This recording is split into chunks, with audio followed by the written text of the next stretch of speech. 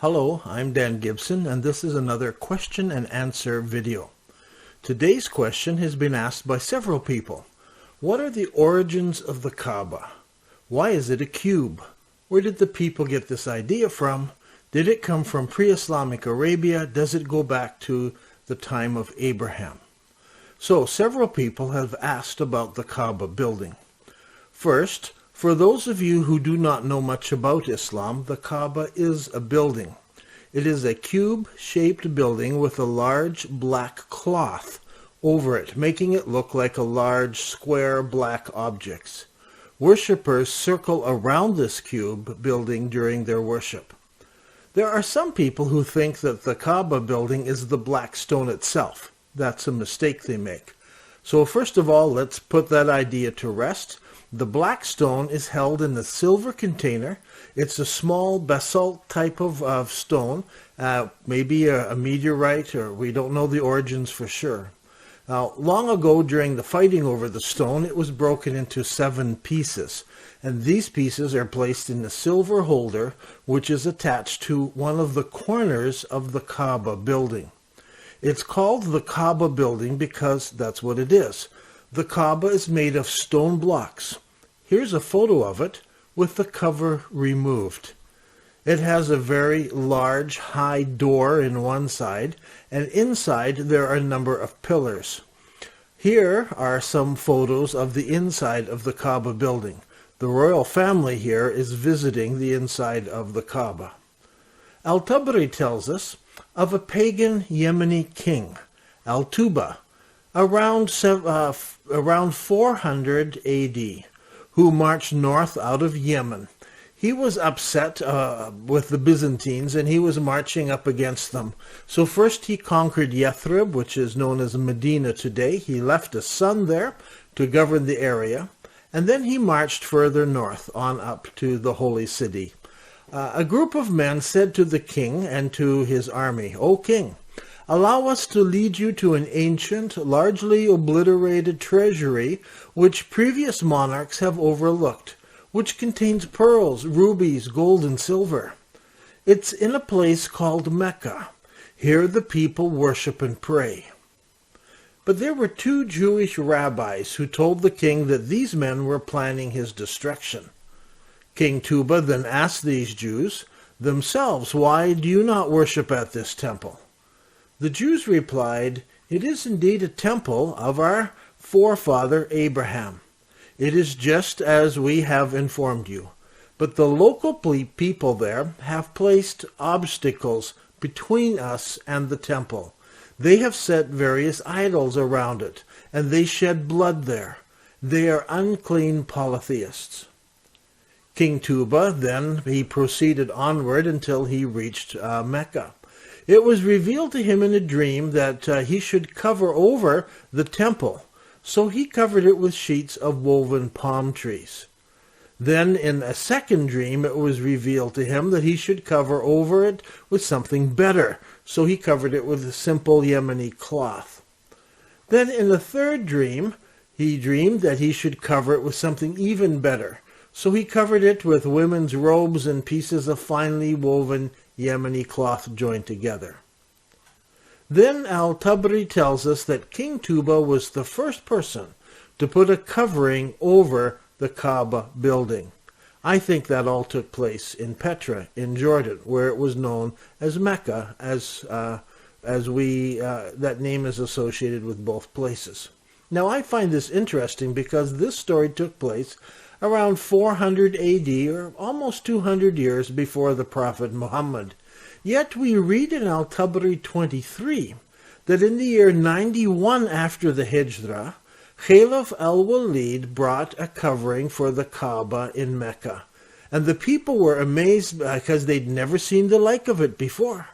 This was the first time that they covered up using this cloth. Now, how can this be explained? What's the discrepancy? Wasn't it covered before, and why is there this new thing, say, down in Mecca? I think the answer is simple. I think the first time the king of Tuba covered up the Kaaba in Petra, It wasn't until 91 after the Hijrah that the Caliph came and he covered up the Kaaba building in Mecca. Remember, as we said in the video Moving the Rock, that there was an inscription near Mecca in Saudi Arabia. That inscription tells us that Masjid al-Haram was built there in the year 78. So this covering was put over the Kaaba just 13 years after it was built in Mecca in Saudi Arabia. So the Kaaba in Mecca now look like the Kaaba in Petra. Now today the covering is called a kiswa, and that new covering is put on every year on the 9th day of the month of Hajj. That is the day the pilgrims leave for the plains of Mount Arafat during the Hajj. Now the question that we have before us is about the shape of the Kaaba. Is there some significance to the shape, this square cube? And if we look around in Mecca and Saudi Arabia, there's nothing there that gives us any clues. Mecca and Saudi Arabia has very little history. There are no ancient temples from pre-Islamic times. There are no ancient inscriptions that give us any clues. But the one clue we have is the shape of the Kaaba building itself.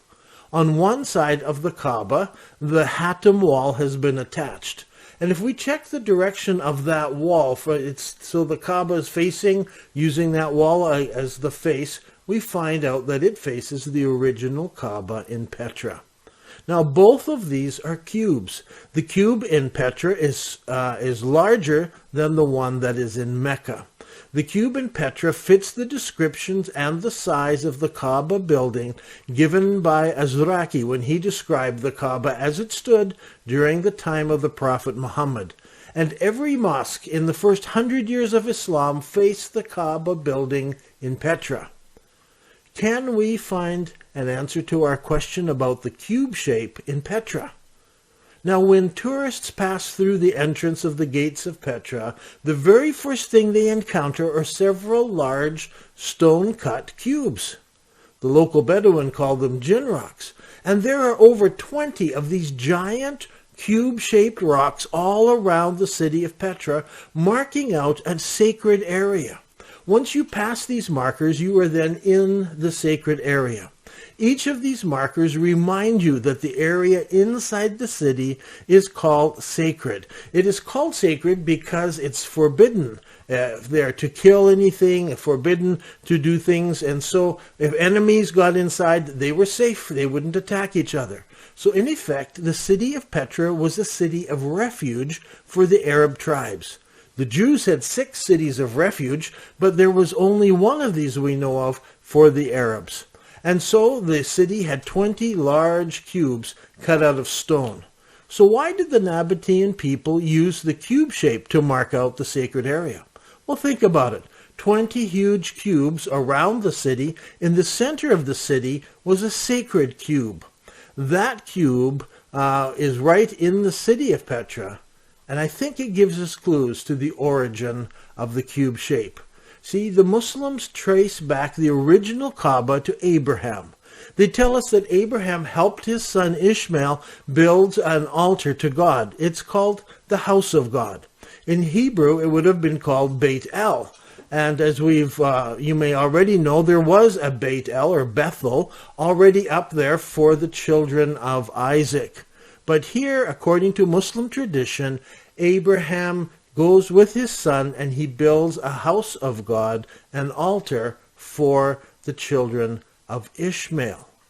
It's interesting that the shape of the early altars were all cubes, and Abraham worshipped God by building a cube-shaped altar and offering a sacrifice. I believe in time, the cube-shaped edifice became a representative of the God of Abraham. You see, the God of Abraham was everywhere. He did not live in a house. He did not have human or animal shape. That's something the pagans did. The followers of Abraham worshipped a God who had no image, only altars on which the sacrifices were given. And so in Petra, just a few miles from where Abraham grazed his sheep, Abraham built a cube-shaped altar for his son Ishmael and his family to offer sacrifices to God. It is in Petra that the cube shape becomes associated with a symbol for God. And all over the city you will find these symbols. Usually there are small altars, and there you will find these symbols. Each of these symbols uses a cube shape to represent God. These are called, by archaeologists and historians, they call them block gods. You see, eventually the cube shape came to represent God himself.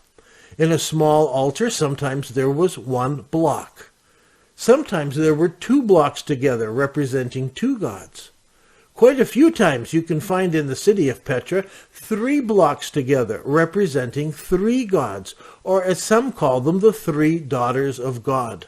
The Quran clearly speaks to the residents of the holy city, and in the Quran it says, "Believe in Allah and His messengers. Do not say 3. Desist, it is better for you. Indeed, Allah is but one God." They should not say 3, but rather God is one. That's in Surah chapter 4. Now, during the time of the Greeks and the Romans, some people in the holy city gave in to pressure from surrounding nations. For those nations, their gods had faces and shapes and personalities.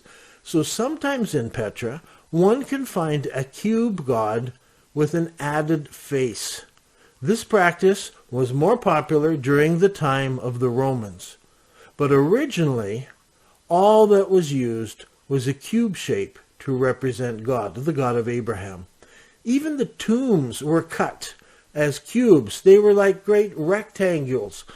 Some had some decorations, but if you look at a tomb, it's basically a rectangle, just like the cube. Wherever you find a Nabatean tomb, you usually find it in the shape of a rectangular or a cube.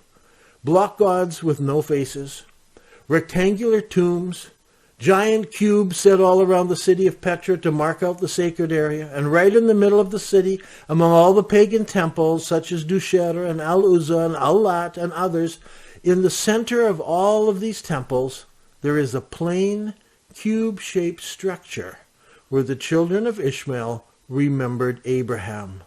And they remembered that Abraham worshipped a God without a face and without hands.